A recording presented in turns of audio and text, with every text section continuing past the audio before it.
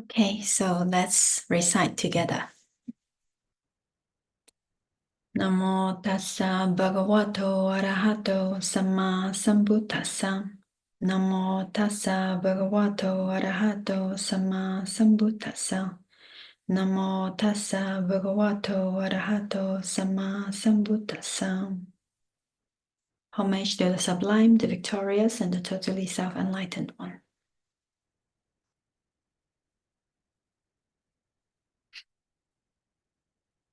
Okay, so today let's continue with number 12, the Āsevana condition.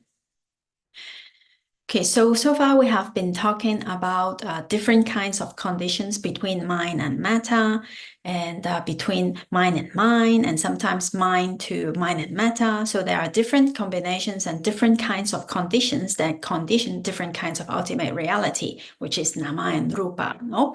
So this Āsevana Paccayo, specifically, it's about mind only. It's about mind. And more strictly speaking, it's about jhavana. It's about the repetition among the jhavanas in the mental process. So Āsevana is translated as repetition conditioned. So here in this condition, the Paccaya causes the recurrence and strengthened the Paccayuppana. So when things get repeated, it gets stronger and stronger, right? So even in daily life, when we do something again and again, then we get more and more skillful, and we accumulate strength when we repeat something. So this kind of condition it works in this way. With repetition, things get stronger. It is also compared to learning.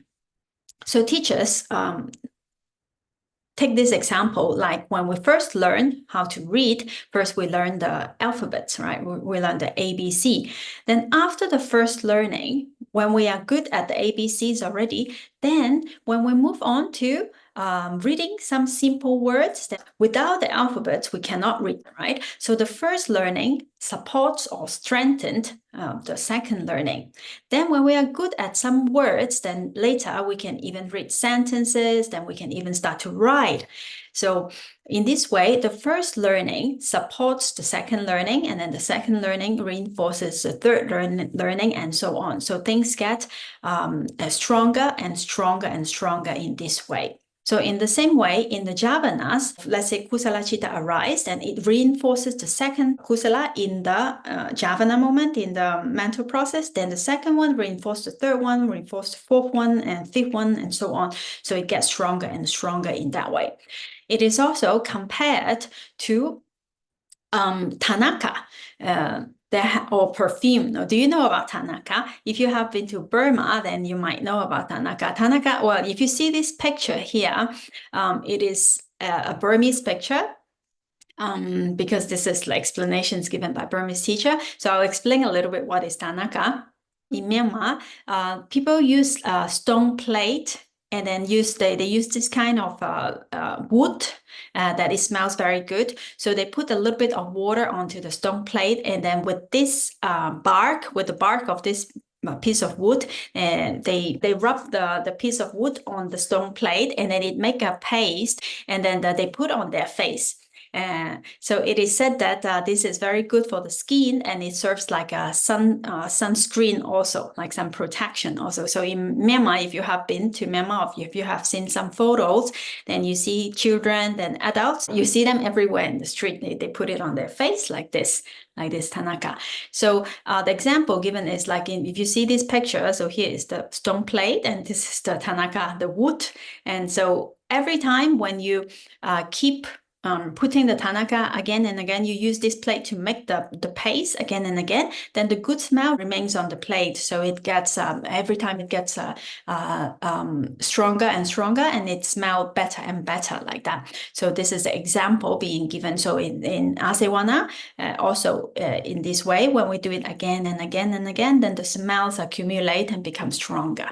So this is the example given by ancient Burmese teacher. Okay. So let's see. Now, in ultimate reality, what is the Paccaya and what is the Paccayupana? Let's see here. So Āsevana, the repetition condition.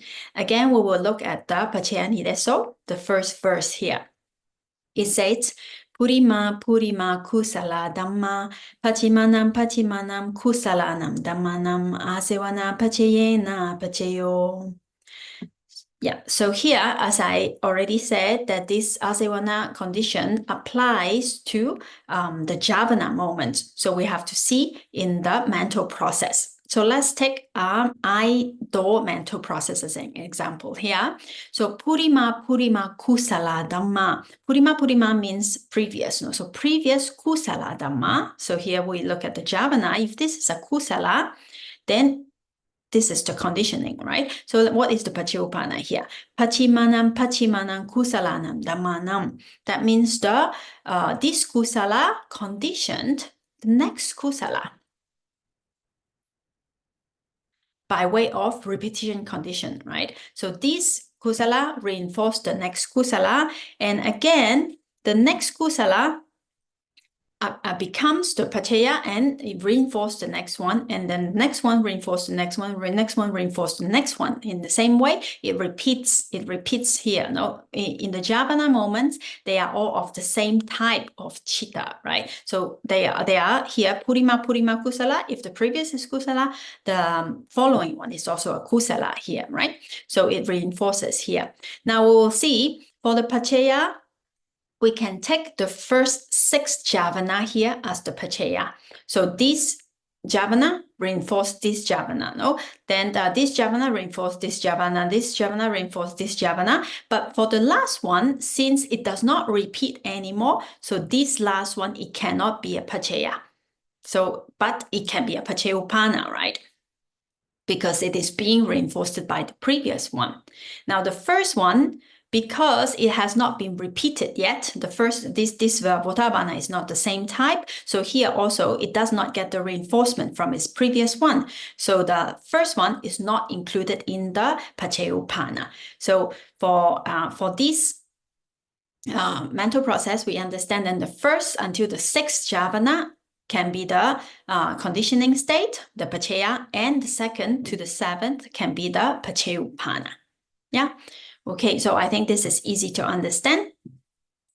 Now, each Jhavana, although in the mental process, it arises and it passes away immediately, but when it passes away, it allows or it gives chance for the next chitta to arise, no? For the next Jhavana to arise. It does not only give way for the next Jhavana to arise, but it also imparts some kind of force or power to the following one. So this kind of strengthening is what is called Āsevana here, from Jhavana to Jhavana.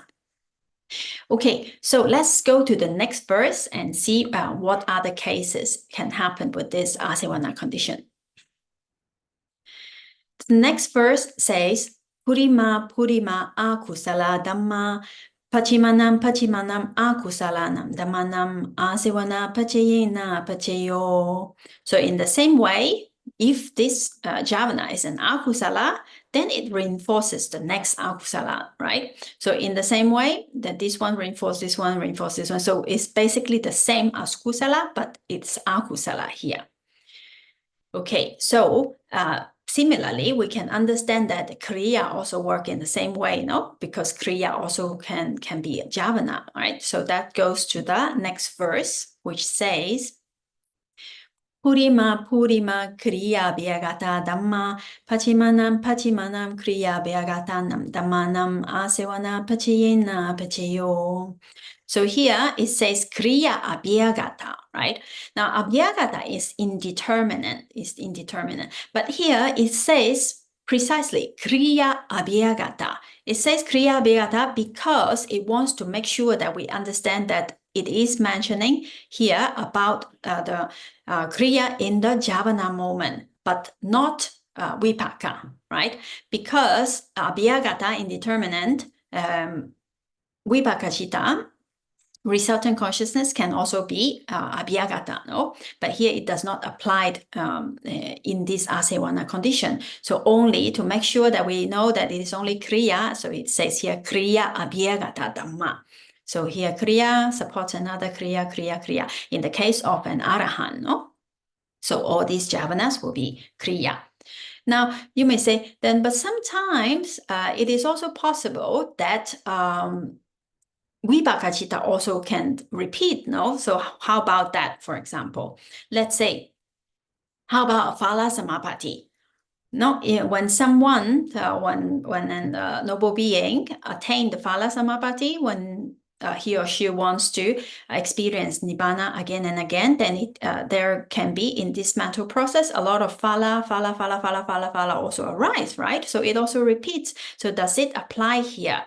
Now we have to understand in this case, although the many phala citta arises, but it is not an Āsevana conditioned, because they are resultant consciousness. They do not have the power to impart power or the efficiency to the next citta because they are already a result. So it is not doing something, no? So in this case, it does not apply this Āsevana condition because it cannot make the next phala stronger. It's only repeating, it's only happening, the same kind of resultant consciousness is happening, but it does not give or it does not strengthen the other resultant by being a resultant itself. So therefore, in this case, it is not Āsevana conditioned. But if we look at a jhana process, when there is a lot of jhana, in this case, because they are all kusala citta, they are of the same type, right? So in this case, it is considered an Āsevana condition. So they are repeating and getting stronger and stronger, the kusala here. Okay, now how about a special case during the Magga mental process? Let's take the Sotapatti Magga mental process as an example. Now here, although in the jhavana moments, we have many different cittas here, no? Not all the 7 are the same here. But Parikamma, Upachara, Anuloma, and Gotrabu, all of these, they are actually kusala citta. Kamma, Vachara, sense sphere, kusala citta, right? These 4 of them, although they have a different name, because they have slightly different function, but they are all of the same type. They are all kusala. Even Magga citta itself, it is kusala, no? Although it is lokutara, it is a different type, but it is still kusala, no? So in this case, we can take from here, from Parikamma until Magga, here still Āsevana condition is working here. But for the phala and phala, because it is a totally different type of consciousness and it is a resultant, so here it does not have any Āsevana power or strength here. So even in the Magga process, we can take these ones to have Āsevana condition. So Parikamma strengthened Upachara, Upachara strengthened Anuloma, Anuloma strengthened Gotrabu, Gotrabu strengthened Magga in this way. Okay, all right. So now we have seen the repetition condition that strictly speaking, it only applied to the jhavana moments in the mental processes, only for the cittas, right? But sometimes, well, we might also listen to some teachers saying Āsevana to refer to daily life. Now, like if we repeat a lot of kusala, or if we have to understand that strictly speaking, it's only about the mental process, but it is also being used sometimes in this way, like for repeated study, repeated meditation, repeated good deeds like that. That's all for the Āsevana condition. All good? Any question here? So if you have no question, let's go to the next Paccaya. The next one is called Kamma Paccayo, Kamma condition. Now, this Kamma condition is important, and so many times that we have think about everything is because of karma, no? Karma is so important, no? Like what karma we did before, and now we are experiencing the resultant. But as we said, all the time that it's not only karma. Karma plays a big part. Karma is important, but it's only one of the 24 conditions. Now, for karma, first we need to understand, to remind ourselves again, what does it mean by karma? In many, many suttas, the Buddha explained like this: Cetana aham bhikkhave kammam vadami. So bhikkhus, cetana, volition is what I call karma. So this verse comes from the Nibbedika Sutta in Anguttara Nikaya. And so Cetana is what the volition is what the Buddha referred to as Kamma. Now, when we studied in chapter 2 about Cetasikas, we have seen that Cetana, volition, it has two different kinds of function. No? The first function of Cetana, it is compared to like a chief secretary. While he or she performs his or her own duty, she or she also encourages the other to do their job. No? So she does her own job while encouraging the others to do their job. So this Cetana, in this case, it is called a Sahajata Kamma. Why Sahajata? Because it arises together with Chitta and other Cetasikas. No? So its job there is to encourage the other Cetasikas to do their job, right? So in this case, this Cetana can be associated with Vipāka Chitta as well, Kriya Chitta as well, Kusala, of course, Agusala also, no? Actually, Cetana is a universal Cetasika, right? So it associates with all kinds of Chitta. Now, not all Chittas accumulate Kamma, right? Only Kusala and Akusala is the Kamma that how we usually understand it. It plants seeds, no? So later on, result will happen. But not all Cetana will plant seeds. Those that associate with, let's say, resultant consciousness, a resultant is already a result itself, so it does not accumulate any more Kamma because it itself is the result of Kamma. No? Or a Kriya Chitta, let's say an Arahant, those Cetana in the Kriya Chitta, they do not accumulate any more Kamma. But Cetana is still there, right? So what does those Cetana do in those cases? So that Cetana, it encourages other Cetasika to perform their own function. So this case, this is called Sahajata Kamma. Kamma in the sense, not how we usually understand it, like what we do and what kind of result we'll get, but in terms of Cetana, no? Because Cetana is Kamma, yeah? So this is called Sahajata Kamma, the first kind. Now, the second type is called Nanakanika Kamma. What is Nanakanika Kamma? This is the type of Kamma that how we usually understand it. It is compared to planting seeds. Now, when we plant seeds, a plant or sprout will arise, no? But they do not happen at the same time. It is not like as soon as we plant the seed, the sprout comes up. It's not like that, right? We plant it now, then later the result will happen, right? So in the same way, this Nanakanika Kamma, literally, Nana means a different. Kana means time. So Nanakanika Kamma means a different time Kamma. So those Cetana that associate with Kusala or Akusala Chitta accumulates Kamma at that moment. But then the result will not happen in the same moment as it is planted. No, it will happen in a later time, during this lifetime, or in the next lifetime, or in throughout samsara, anytime it can happen, right? So this type of Kamma is called Nanakanika Kamma. So here we have two types, the Sahajata Kamma and Nanakanika Kamma. Okay. All right, so let's go and see the Paccaya and Paccayuppana in ultimate reality. What are they? Okay, let's take a look at Nanakanika Kamma first, the ones that we are more familiar with, those that produce result at another time, right? Let's see the verse in the Paccayaniddesa. Kusala kusala kamma vipākanam kandanam katatacha rupanam kamma paccayina paccayo. Here, kusala kusala kamma, it is a sandhi, it is in this Pali word, it is kusala and akusala joined together. So here it does not mean kusala and kusala kamma. No, it means kusala and akusala kamma. This two A, when it joins together, it became a long A here.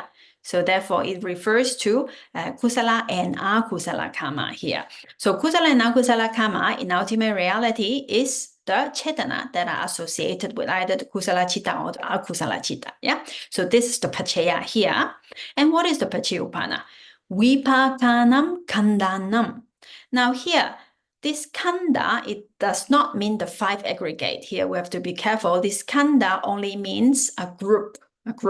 So what is the Vipāka group? Vipāka means the Vipāka citta, and the group means the Vipāka citta together with its associated cetasika, right? So Vipākanam Kananam, that means the Vipāka citta and its associated cetasika.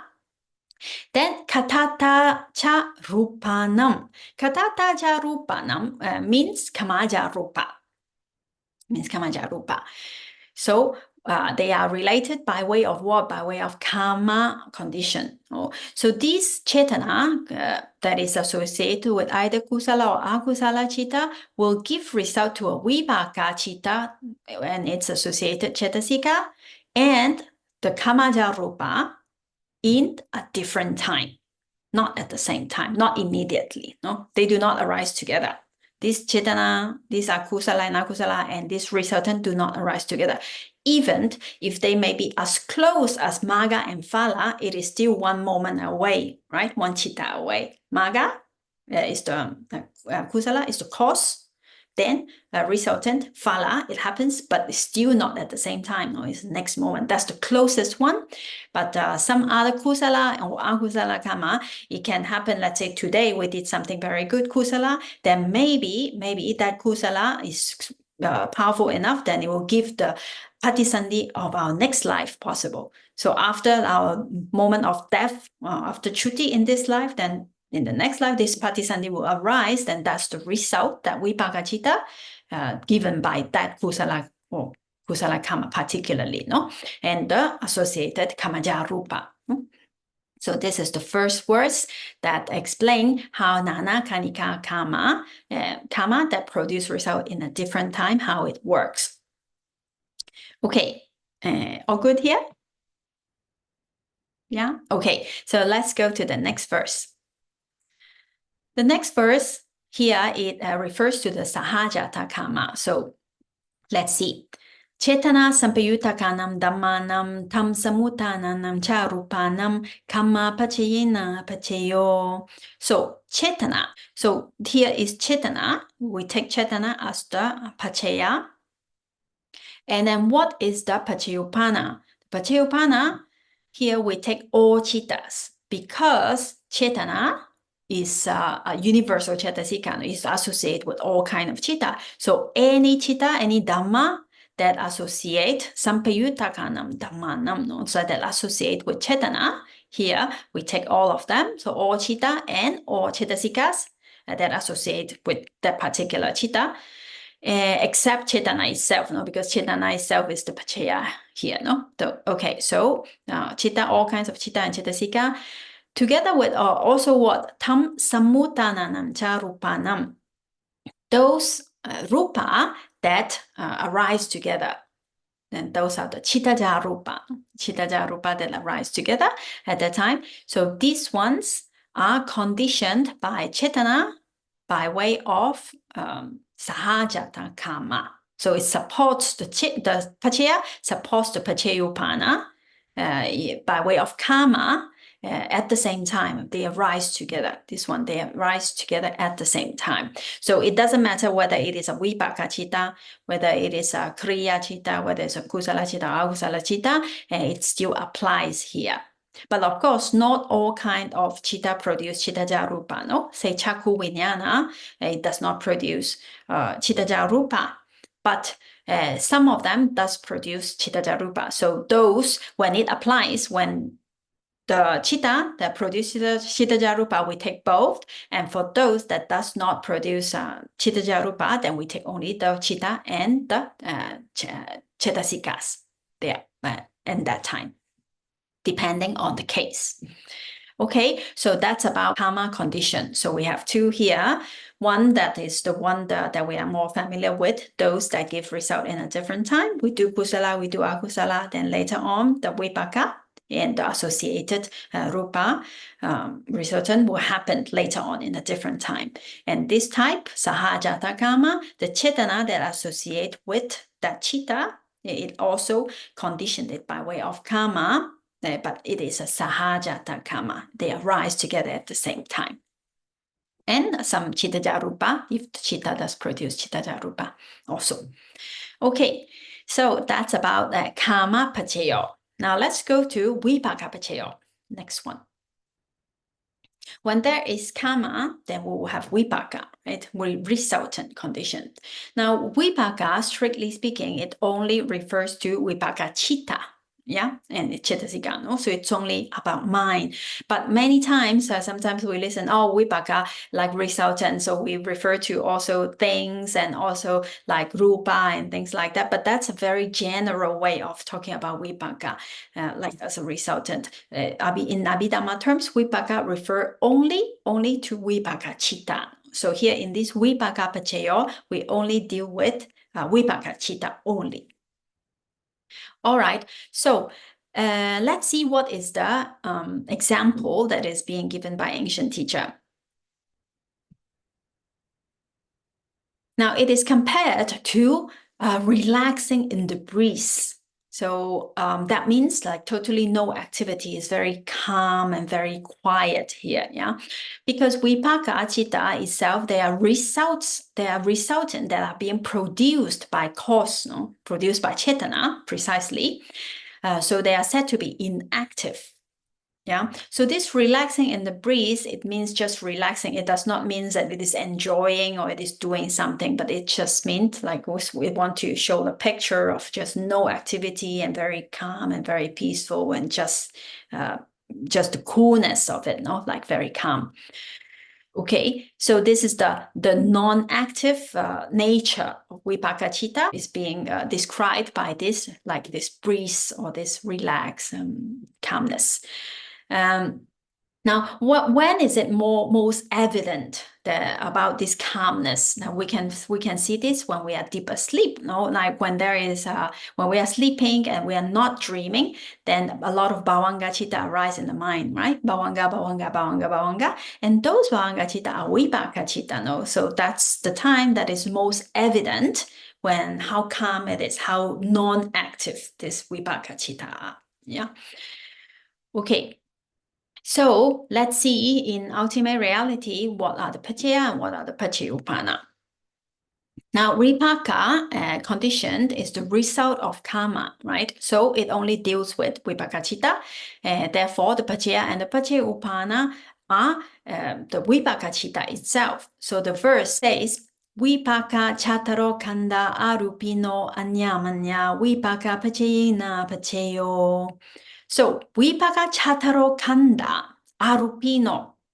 Arupino is immaterial, no? So, what are they? In the five khandas, the immaterial khanda that is associated with the Vipāka Citta is what? Vijnana, Vipāka Citta itself, and then Sanya, Vedana, right? And then we have all the other Cetasikas, no? Sankhara, right? So these Vipāka Cattaro Kanda Arupino, the four aggregates, the four immaterial aggregates of the Vipāka Citta, they mutually relate to one another. Anya manya here, mutually. They mutually relate to each other by way of resultant, conditioned. So if we take Vipāka Citta, the Vijnana itself as the Paccaya here, then the Paccayuppana will be the Cetasikas.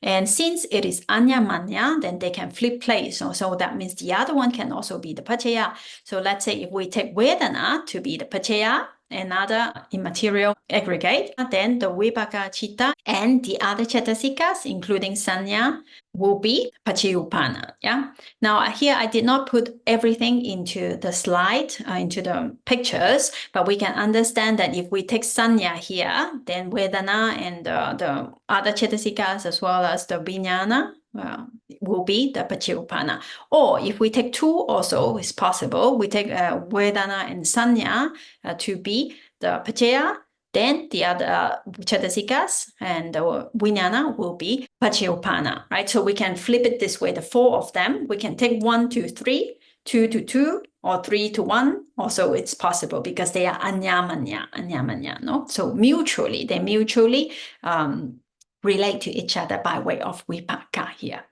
Okay. All right. So Vipāka, it's simple because it's only deal with the Vipāka Citta and Cetasika, so there is nothing more to this condition here. Yes, Edith? Why aren't they Sahajata, born They are together? Sahajata. They are. Yes, they have Yeah. to be. Yes, they are. Because in the Vipāka Citta, the Cetasikas rise together and pass away together for it to condition each other by way of resultant. No? So they are Sahajata indeed. Okay, anything else? All good? Okay, so no problem. Then we go to the next one. The next one is called the Āhāra Paccayo, so nutriment condition. In this condition, the Paccaya sustain the Paccayuppana as a nutriment. So let's try to remember about Āhāra. In chapter 7, we have seen that there are different kinds of Āhāra, right? Yes. We have the Kabarikara Āhāra, nutriment, that is food, the food that we eat. No, food itself is a nutriment because it produces what? What does it produce? What does it sustain? It produces the Āhāraja Kalapa. Remember when we studied in chapter 6 about metta, about rupa, that this kind of kalapa that are produced by Āhāra. Now, if you remember, in all kinds of food, the outside things, they are all only the awini boga, no, the 8 inseparables only, right? And among these 8, there is nutriment there. So let's say when we eat this tomato, then the nutriment, the Āhāra or the oja, that nutriment essence in the food, get in touch with the nutriment essence that is inside our body, and it produces new Āhāraja kalapas. No, it produces new kalapas inside the body, inside the human body. So therefore, with the support of this food, then Āhāraja kalapas are being produced. So therefore, we say it's that this Kabarikara Āhāra food is conditioned for Āhāraja kalapa to arise. So food is the first one. And there are also some immaterial Āhāra also, right? Not rupa. So what are they? The first one is phassa. Phassa is also said to be an Āhāra. In chapter 7, we have studied contact. Because phassa paccaya what? What does phassa produce? Phassa paccaya vedana. No? When we get in touch, when we get into contact with different kind of object, let's say visual object, sound, smell, taste, touch, or mental object, with any kind of phassa, always Vedana will arise. Phassa is a special condition for Vedana to arise. Therefore, it is also called an Āhāra. So this is just only a revision of what we have already seen in chapter 7. Okay. Now, the other one, the third one, is the Manosa Chetana. So mental volition here, Chetana, as we have seen in the Kamma conditioned. Either a Kusala Chetana or an Akusala Chetana, any kind of volition is also called an Āhāra because Chetana bring about something very important. Akusala Chetana and Kusala Chetana brings about Patisandhi. So therefore, it is also called an Āhāra here. Without Kusala or Akusala Chetana, resultant cannot happen. So this resultant rebirth is brought about by Kusala and Akusala Chetana here. So Manosa Chetana is the third Āhāra. Okay, let's see how about the fourth one.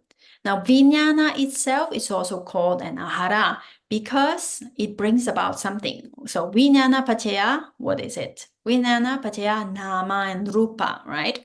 Previously, when we studied the dependent origination, we have studied the Vijnana Paccaya Nama and Rupa. So with Vijnana, with Citta, then Cetasika and Kammajarupa arise together, let's say in the Patisandhi time.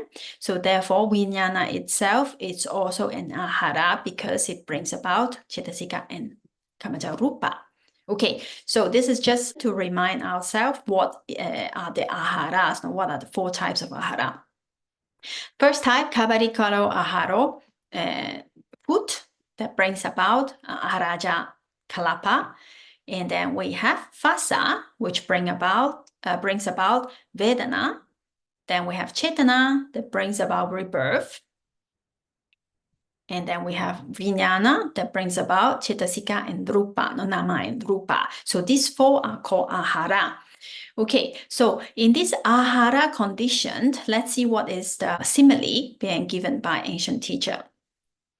Now, Āhāra is compared to supporting poles. These supporting poles. If you see in this picture, you see this house is being supported by these kind of poles, right? Here, if we go to India or Nepal or Myanmar or some Asian countries, you'll see like there are sometimes some kind of bamboo houses or like wooden houses. We'll see that these houses, they are sometimes supported by this kind of supporting poles, no?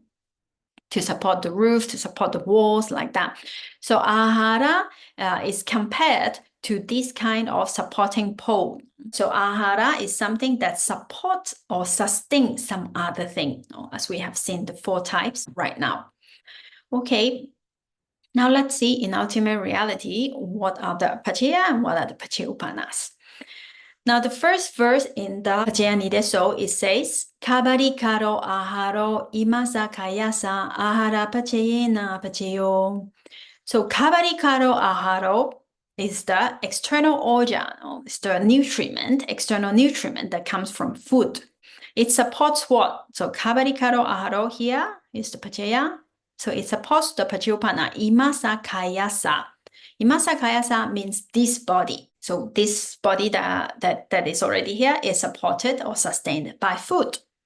Āhāra paccayena paccayo. So they are related to each other by way of nutriment conditioned. Okay, so this is easy to understand, yeah? So as I have already said a little bit earlier, when the external oja gets the support by internal oja that is inside our body already, then new Āhāra rupa is being produced inside the body. So sometimes, strictly speaking, we can say that outside or external food supports Āhāra rupa to arise. But sometimes it is very hard to only say that only Āhāra rupa, no, because, but this is strictly speaking because it is produced by the external oja. But since this body, imasa kayasa, also contains other types of rupa that are produced by chitta, rupa that are produced by temperature, rupa that are produced by kamma, all of these rupa are also supported by food. Right? When we eat something, the food supports all kinds of rupa that are being produced by all four causes in our body. Right? So here we can take all kinds of rupa in the body to be the Paccayupana. Okay? All right, so let's go to the next one. Now the next one, we go to the arupino āhāra. So rupa is matter, no? So arupa means non-material, immaterial. Arupino āhāra, so the immaterial āhāra, what are they? The ones that we just saw, phasa, cetana, and vijnana, no? Those are the immaterial nutriment, no? Immaterial āhāra. And what does they condition? So, arupino āhāra sampayutakanam dhammanam. So, those dhamma that associate with the phasa, with the cetana, and with the vijnana, what are they? So, they are all kinds of chittas together with the its associated cetasika, no? So, this chitta and cetasika that arise together with cetana or arise together with the phasa or arise together with the vijnana are those that are being conditioned. Also, what? Tam samutananam jarupanam.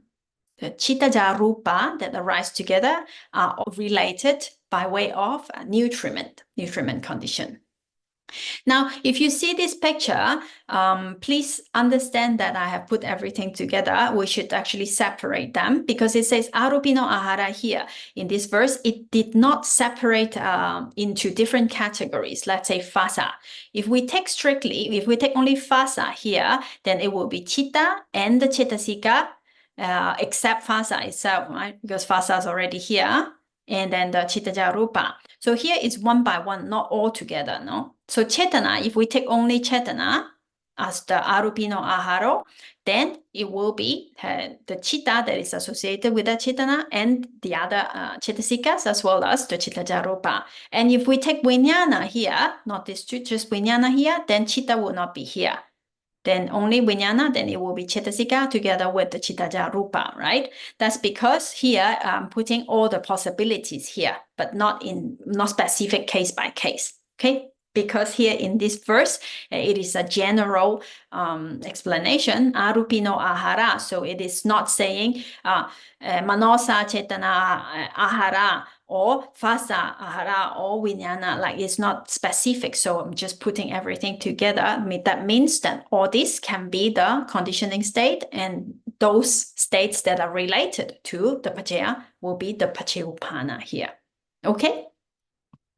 I hope it's not confusing. Is it okay? Confusing? Should I repeat this again? So in this way, we understand that these ones are the paccaya that are referred here and the paccayuppana that are referred here. But if we go into detail about specific cases, then we have to take out the specific ultimate reality case by case. Okay? Now, before we go to the next one, because the next one is a little bit longer, why don't we take a 5 minutes break here, and then we will come back for another condition.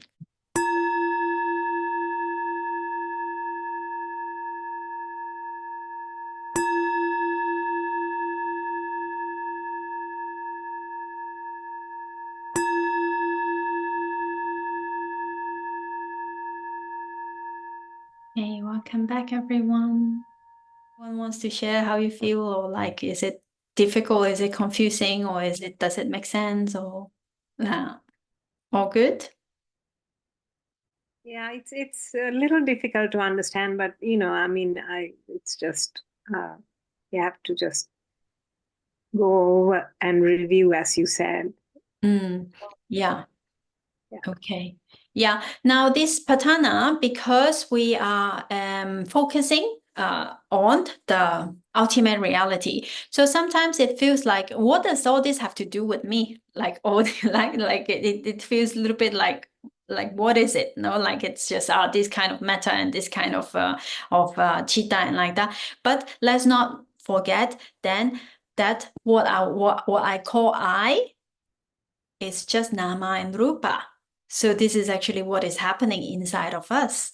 So all these paccayas are just explaining the phenomena that is happening here at this moment right now, and what kind of conditions are governing or are happening and for these things to happen. No? Why does the Buddha explain about these conditions? For what? No? For us to understand that there is only mind and matter, and nature is doing its own job. There is cause, so there is effect. When there are conditions, then effects arise. It's not all about like how we usually think day by day, like because I do this, because I do that. Most of the time we live with the I, you know? Everything is because of me, because of I, because I do this, I do that. And we have this is very strong hold of a view that we have about this I, and this is the one that we need to break through in order to get to the first stage of enlightenment, or DT, right? The understanding of I do not exist.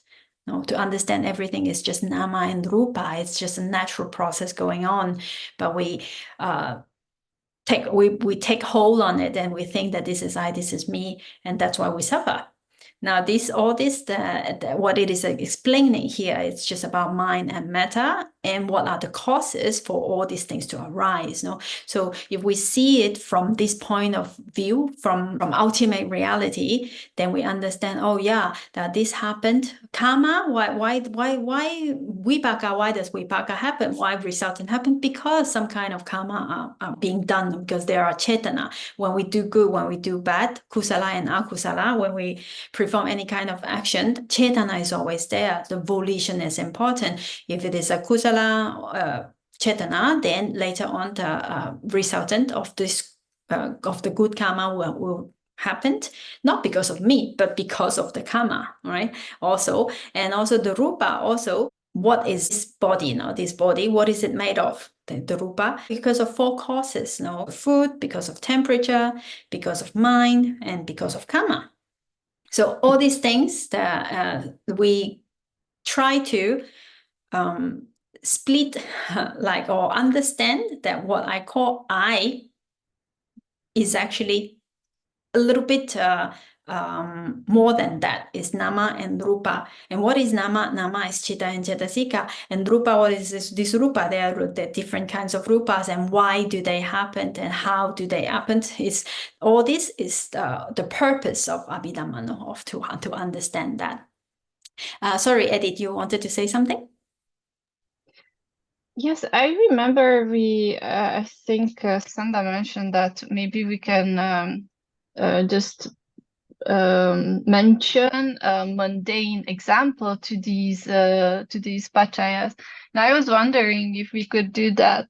I think that would help with understanding. For example, if we could go back to the Āhāra and just come up with a very mundane example, so it becomes more clear if you have the time. I don't know.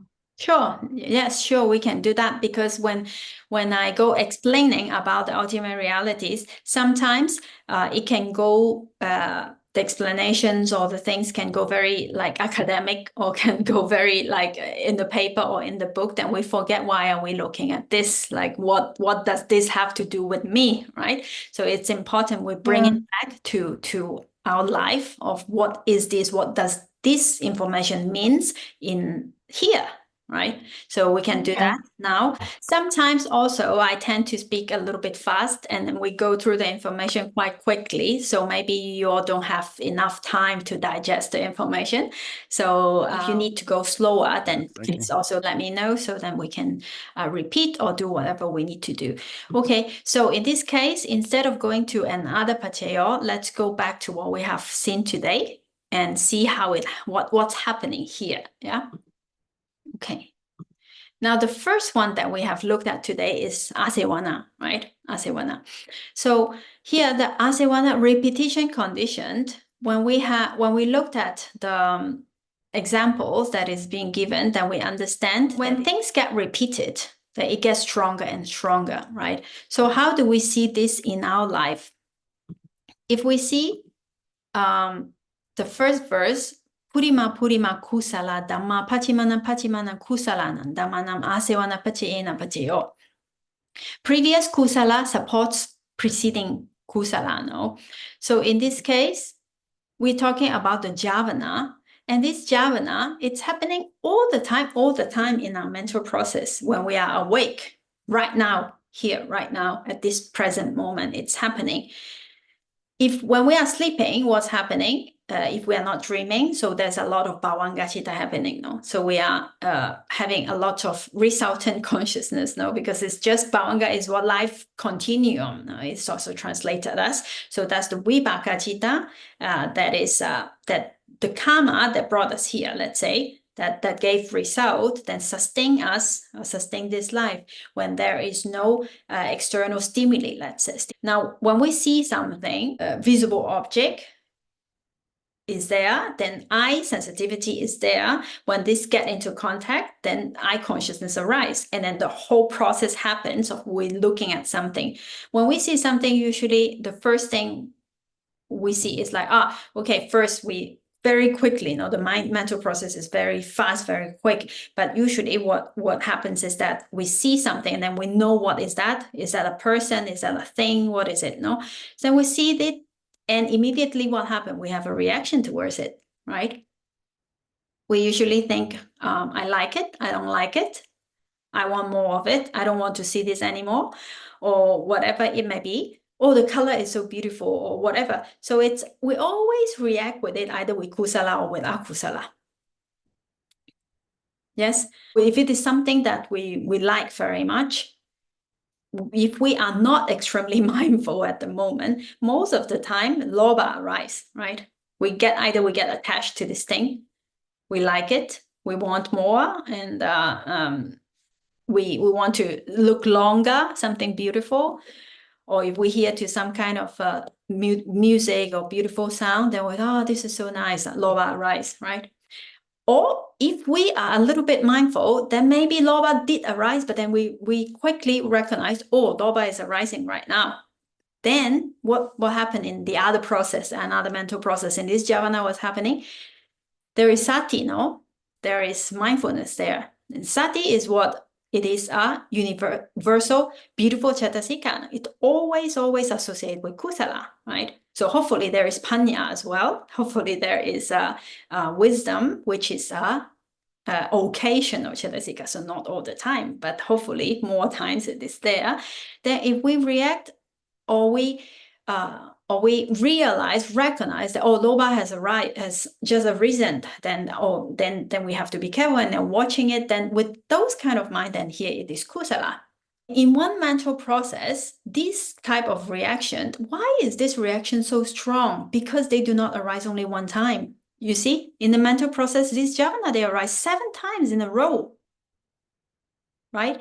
And also not only in one mental process, when we see something, when we feel attached to that thing, how many mental processes already pass through in the mind? Maybe billions, right? In a snap of the finger, billions of mind arise and passes away. So until we know that we're already attached to this thing, then billions of these jhavanas has already passed, one after the other in many mental processes.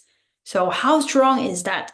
So can we just imagine how strong an attachment can be if we get lost in liking what we like, or get lost in getting angry with someone. If we are, someone says something that I didn't like, and then the mind keeps thinking about it, how many mental process of hatred, or how many mental process, how many jhavana of akusala is going to happen there? Why does it get stronger and stronger? How does it get stronger and stronger? By repetition. Not only in one mental process, in many mental processes. So until we realize how much suffering is there might be some kind of mindfulness and will come up. But even we know we are angry, that dosa is already arisen, maybe it's still not enough. Even I know I'm angry, but I can't help it. I'm still angry, right?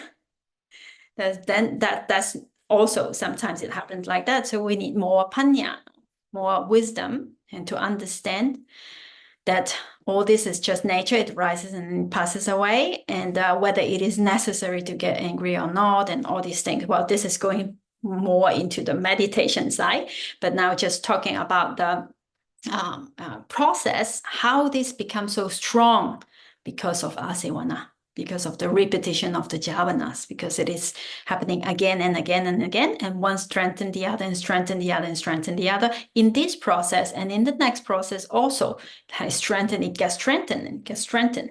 So that's why many teachers, as I said earlier, they also use this Āsevana not only specifically in one mental process about the jhavana, although strictly speaking is referring to this, but teachers also say that because of repetition, because of Āsevana, if we get angry all the time, it's easy we get angry again and again and again, because repetition is strong, right? So that's the Āsevana conditioned. I think we can see it quite clearly in our daily life.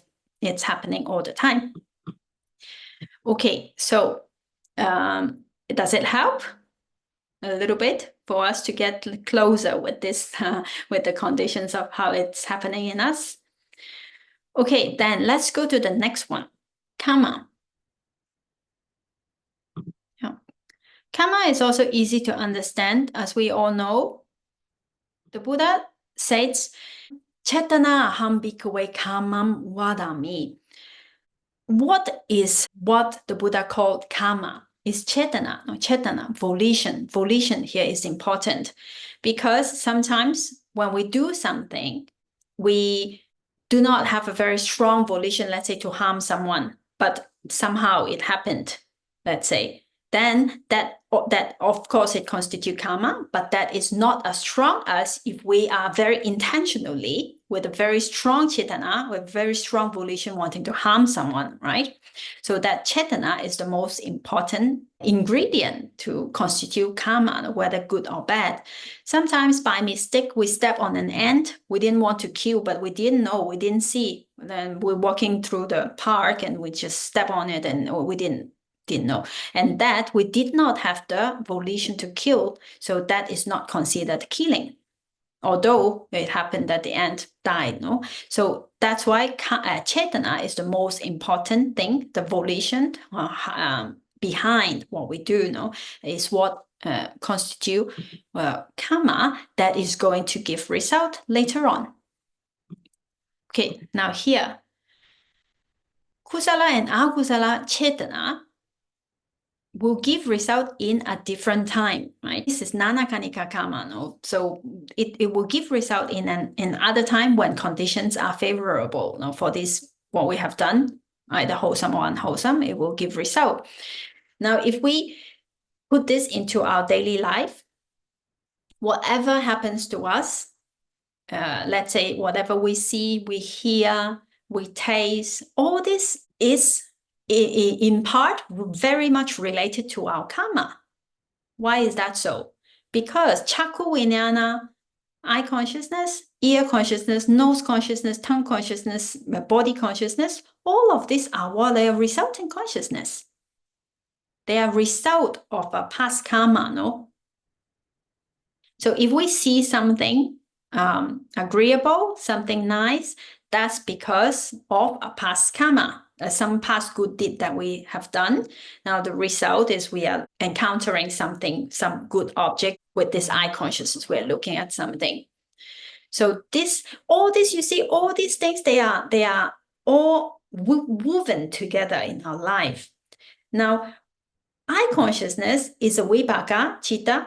It's a resultant of some good or bad that we have done previously. But now, with these, what are we going to do with it?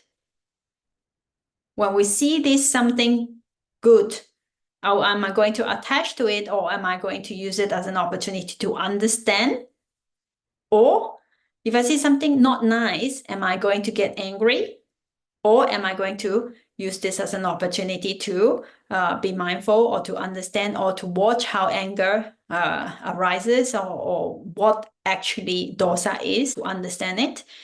Because as a non-enlightened being, all we can do, unfortunately, still is just either react by kusala or by akusala. No, there is no other way. We all know that for us, jhāvana is only either kusala or akusala. So as much as possible, we would, of course, like to act with kusala, no? And how do we do that? How do we do that? What we have done previously, that's karma. That's karma, this karma, nanakanika karma, something that we have already done previously. Now it's giving result as a vipāka citta. So something that, let's say, eye consciousness, we are looking at something. But now, with this vipāka citta, we cannot change anything. We cannot change because it's already something that we have done. But what we can change is how we react to it, that it goes to the Āsevana condition previously with the jhāvanas, no? How we react to it is the new jhāvana, is the new karma that we are going to plant now, which will later on give result. So everything, you see, it's happening at the same time. Well, at the same time, I don't mean at the same moment, but I mean in this present moment, there are so many things, so many conditions that are working at the same time. And of course, this Kammajarupa, it here is talking about the rebirth moment. Now, when a kusala citta and an akusala citta is powerful enough to give a rebirth at that moment, not only the rebirth consciousness, but also the Kammajarupa, the rupa that comes together with this, the produced by this karma also. So this karma is very powerful, actually. Just the other day, I was having a class with my Abhidhamma teacher. We were studying sutta, and he was saying that having kusala karma is like in a way, it's like savings. It's like our savings. He said, if we have, let's say, $1,000, maybe we can have a short trip to a weekend to visit somewhere nice in the beach, let's say, enjoy for 2 days or 3 days, and then we may come back with $1,000, and that's all we can do. But if we have $1 million, then maybe we can buy a house in the beachside, and we can live there for let's say, for some years, for some time, no? So how much kusala do we have? How much akusala do we have? Our teacher, he says that the Buddha said that human life, the human realm, is actually like a vacation destination for humans, for beings. He said most of the permanent resident of beings are in the Abhaya. Permanent resident of most of the beings are usually woeful state. So now we are having a vacation in a nice realm, let's say. How much kusala do we have? How long can we sustain this? We don't know. Is this a short vacation, or can we stay longer? Depends on how much kusala we have, right? How much kusala karma supports our life here in a good state, right? But we forget. We think that, of course, it's human because we are human. We don't know any other life that we remember. We don't remember how much we suffer. And we think that it's normal to be a human, and it's just what it is, no? And we always will be a human. Even if I'm reborn again, I'm going to be human. No guarantee, actually. So now that we are in a good state, what we need to do is accumulate more kusala karma, no? For the journey. We do not know what's going to happen. Like in this lifetime, if we work hard enough, if we have enough conditions, may we all attain at least Sotapatti, Magga, and Phala, no? Then in this case, that at least we close all the door to the woeful state. We're not going there anymore. But if we are not able to do that, then there is no guarantee where we're going next. That's why it is precious, this present moment. As a human, when we still have good conditions, that we are not in a state of hunger or war or sickness or anything so bad that we cannot do any kusala, then we have to make use of this chance. But many times I'm talking about myself, I forget, right? So I forget that this is that I should not take this human life for granted, and we need to make use of it to do as much meaningful thing as possible, to have some resources, you know, to save up for the journey until we attain Nibbana, the final Nibbana, because we need a lot of kusala to support the road ahead until we are there, right? So, well, this is just, well, now that we are talking about Kamma, I remember my teacher said the other day that this human realm, this good state, is not all the time. It's not a permanent kind of resident for all beings. Most of the beings end up in Abhaya, no? So therefore, well, we should make good use of this opportunity, accumulate more kusala, do more kusala, so then we will have more conditions to support us to continue on the spiritual path, right?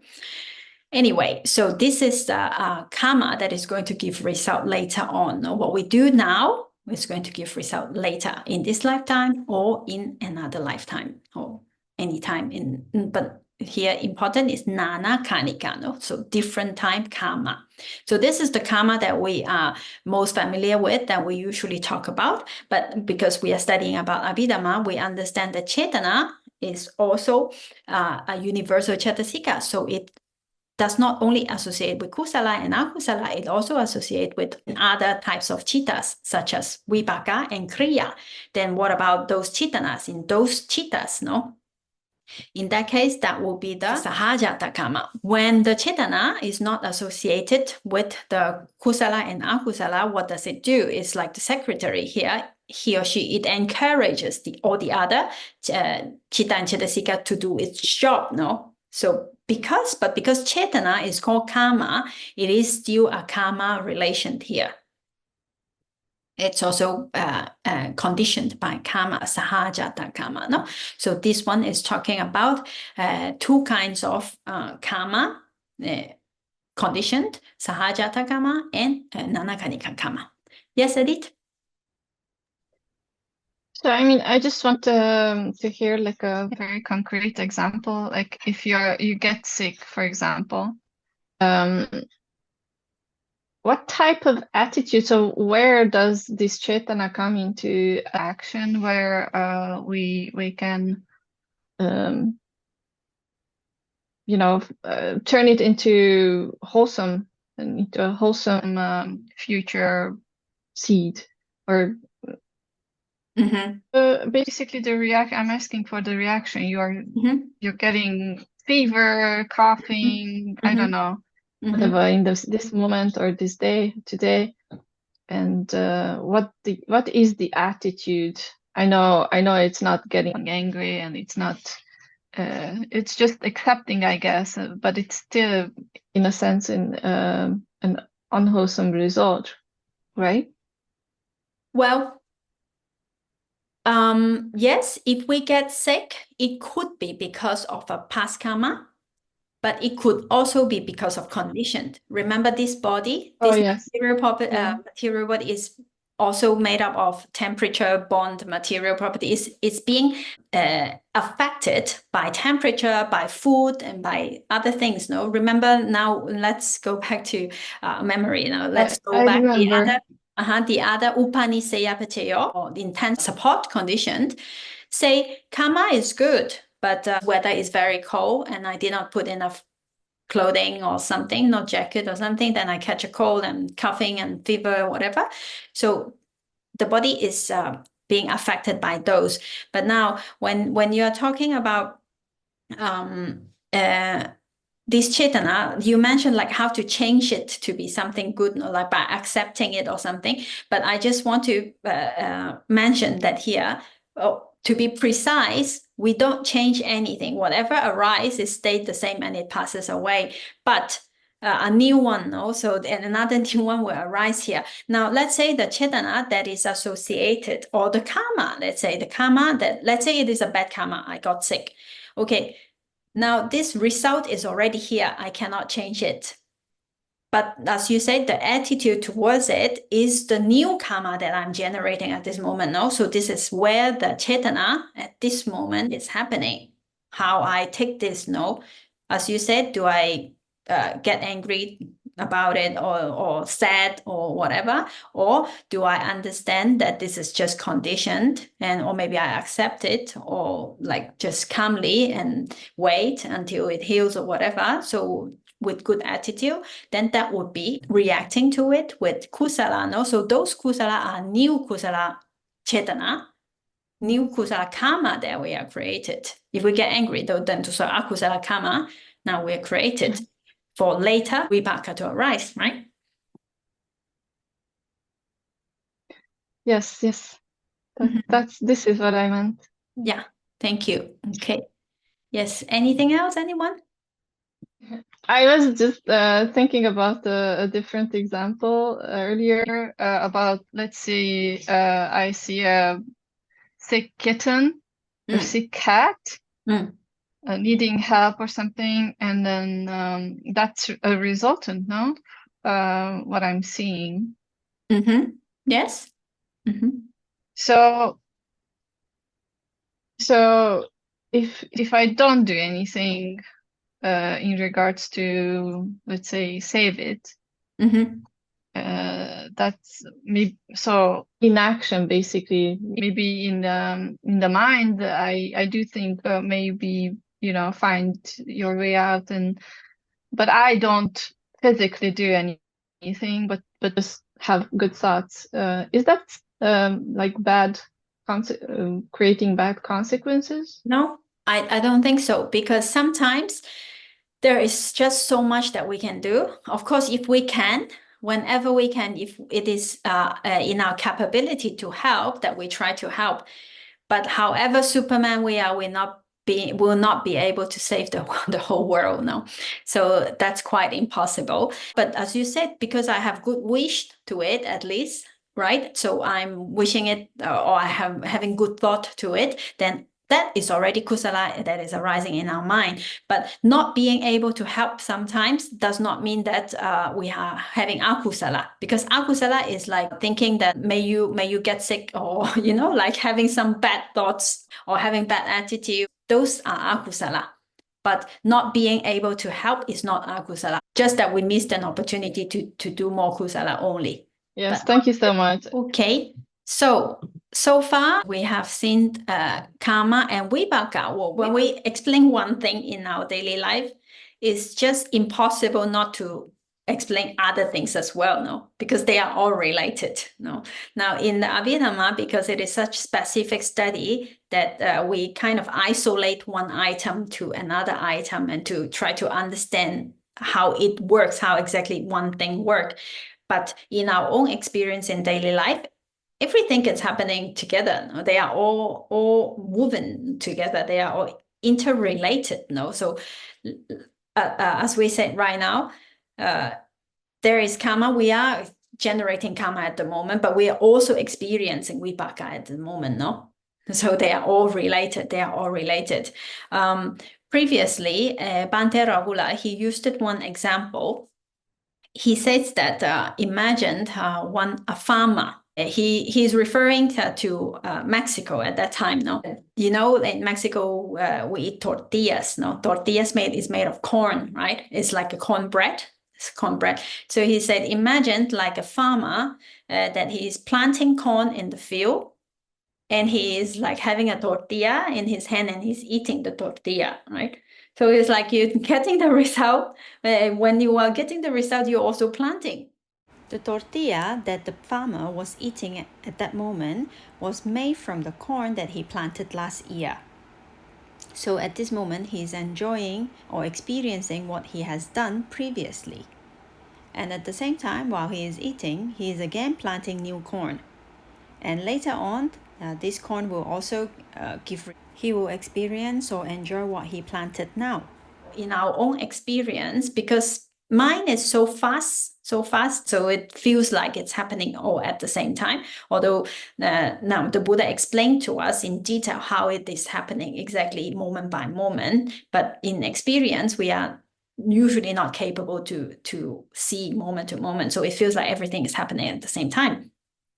So while we are speaking, while we are looking, we are also acting. No, when we listen to someone, we also sometimes we're looking, we are seeing, we're happening. So Vipāka also happening. Jhavanas, our action kusala and akusala also happening. So everything, everything. So this Vipāka also is happening even right now at this moment all the time. No, the things that we have done previously, good or bad, the result is happening at this present moment. So this is the Vipāka. But Vipāka is quiet. Vipāka is quiet because it is the part where we are getting the result. It is not so energetic as the Cetana, as volition, as we want to do something, as the reaction part. It's the action part. So therefore, Vipāka is compared to the calm breeze and all these images. Yes, Edith? So about Vipāka condition, I understand throughout the senses and all that happening, the Vipāka, where you mentioned sleep. Can you clarify that a little bit? Like, is that completely just the Bhavanga, and it's completely just Vipāka? Now, during sleep?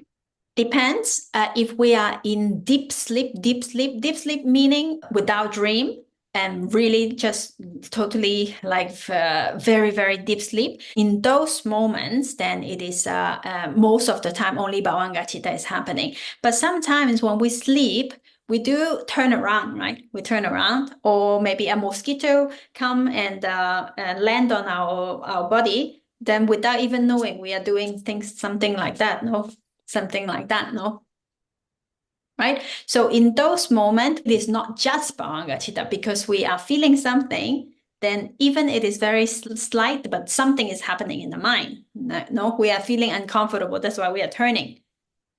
right? And so in those moments, some kind of mental processes are still happening that like even we don't realize, but the mind is taking some kind of object in those times. But if we are really, really deep sleep without any dream, dreaming is also the mind thinking in a way. So those are also a lot of mental processes is happening. But in deep sleep time, that it's only bhavanga, then those are all Vipāka citta. Yes. So how about when we are dreaming? So the pictures that we see and the feelings that we feel and etc. So they are also coming from bhavanga or no. Because bhavanga is only when there is nothing happening. No, when we are dreaming, obviously there is something happening. So the mind is thinking. So there is a lot of mental processes happening there, right? A lot of mind object is happening, and then the mind is reacting. Sometimes we get angry in the dream. Sometimes we get happy in the dream. Sometimes we even have mindfulness in the dream, like, right? Sometimes it can happen. Like sometimes we remember some Dhamma teaching, we can remember even in the dream sometimes, right? Or we react, or we fly in the sky, whatever it may be. But many things is happening in the mind, and that's all my mental processes. So that means jhavana is also happening. So kusala and akusala is also happening. But because those are not very strong, then my teacher said, don't worry. If you have like very wild dreams, then that is, although there are jhavanas, but those kusala and akusala are not as strong as when you are very awake and doing something intentionally, no? But still, we cannot deny that kusala and akusala still happening in the dreams. Okay, thank you. You're welcome. Right, so that's about Vipāka. And let's go back to Āhāra. So Āhāra here, as we have studied, it's not only food can be a nutriment. No? Now this Āhāra, we have to understand the word not only by the meaning of nutriment, but also a special condition for something to arise, right? Therefore, in chapter 7, we see that there are some immaterial thing that is also called Āhāra. For example, phassa. So why is phassa called Āhāra? Because phassa paccaya vedana, no? Now, phassa is a special condition for vedana to arise. Now, with this, we understand it so very easily in our daily life. No, whenever we get in touch with something, there is always a mental feeling. Somanasa, pleasant feeling. Domanasa, we're angry about it, we don't like it. It is disgusting or mental neutral feeling. Sometimes we see something that we neither like it or dislike it. It's just neutral. Also, it can happen, but there must always be some kind of mental feeling there. It's always there. And whatever we like or we don't like, if we really look at it, it's not because of the object. It's not because of the thing.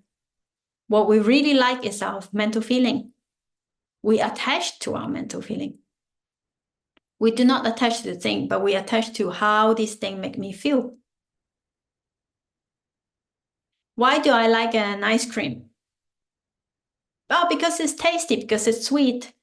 Yes, but no, right? It's like how it makes, like when I taste it, with this sweetness, how I feel, like this pleasant feeling. This somanasa is what we are attached to, not the ice cream itself, or not something, not the sunset or whatever it may be. So mental feeling, this vedana, it's very crucial, very even in the dependent origination, it is a main point there, no? How we react to this vedana. Because whatever the object may be, doesn't matter. If, like an example we used before, if it was the object, we will always, like if I say, oh, I like this movie so much, right?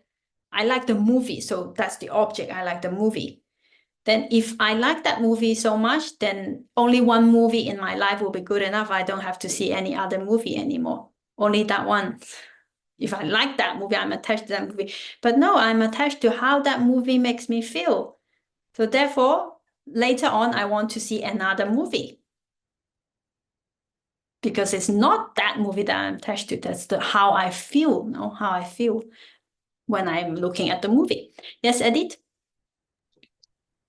I just remembered about the ice cream. A bhikkhu said about this exact thing, that it's not the object, because if you're fed ice cream every day for 7 days or a month or anything, only ice cream, you wouldn't like it. Yes, exactly. So it's not really the object, right? It's the Vedana at that moment, how I feel about it. And sometimes we like it, sometimes we don't like it. Now I don't feel like I want an ice cream. Why is it? Vedana, right? How I feel. Even literally we say it, I don't feel like having, or I feel like having it something. No, so it's all about our mental feeling. So that's why this Vedana, it's very crucial, and it's important that we notice like how we feel about something, whether pleasant or unpleasant, because that's actually what we are attached to, or what we don't like. Then domanassa can also happen, associated with dosa mula citta, akusala citta. No? So phasa, it's a special condition for Vedana to arise, because without getting in contact with something, then no Vedana will arise, right? But we must get in contact with something for this mental feeling to arise. So that's why phasa is important. It's called special condition. Now, the next one is Chetana. As we said, Chetana very important because it is so powerful enough to produce a new life. Our next rebirth depends on this Chetana, depends on the volition, which is Kamma, or actually Kamma itself. So therefore, it is also a special condition. And Vijnana, again, without Chitta, then no Cetasika cannot arise, and those related to Rupa also cannot arise.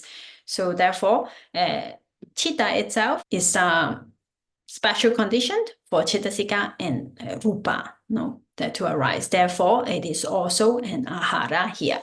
Now, Āhāra, if we understand it only as nutriment, then we will have difficulty to relate to Phasa and Chetana and Vijnana as nutriment.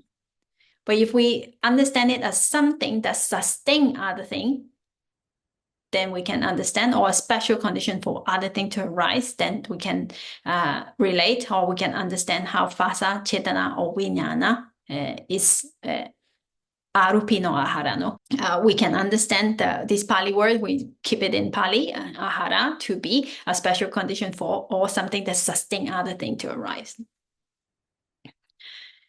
Okay, so this Āhāra condition, when we understand this, then we understand the verse where it mentions with the Āhāra conditioned, those Chitta and Cetasika that are related to Phasa, or related to Chetana, or related to Vijnana, and they are related to each other by way of this nutriment condition, Āhāra condition. Food is easy to understand. We don't have to repeat that, I think. Okay, so until here, that was what we have looked at today. Yeah, so I think because of time, we're not going to start a new Paccayana, but I just want to see that whether this second half of the session, where we bring it a little bit closer to our experience, did it help understand the conditions? Yes, yes, it was very clear. Thank you very much. Oh, that's good. That's good. I'm happy to hear that, Saji. Thank you. Okay, so we have seen a few of the Paccayanas here, and there are altogether 24. So we still have, I think, around maybe 10 to go. So not that much, and they are not difficult to understand, and we can definitely, absolutely put everything into our experience, because the Abhidhamma is not talking about anything other than us, Nama and Rupa.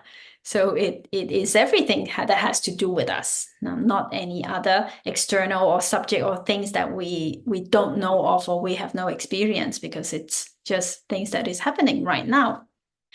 All right.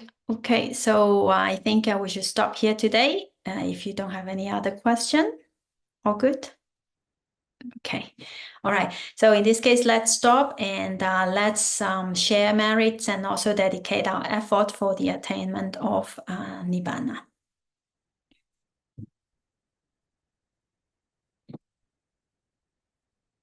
Itam no punyam magafalanyana paccayyo hotu. Itam no punyam magafalanyana paccayyo hotu. Itam no punyam magafalanyana paccayyo hotu. Itam no punyam satanam bhajima. Itam no punyam satanam bhajima. Itam no punyam satanam bhajima. Sadhu, sadhu, sadhu.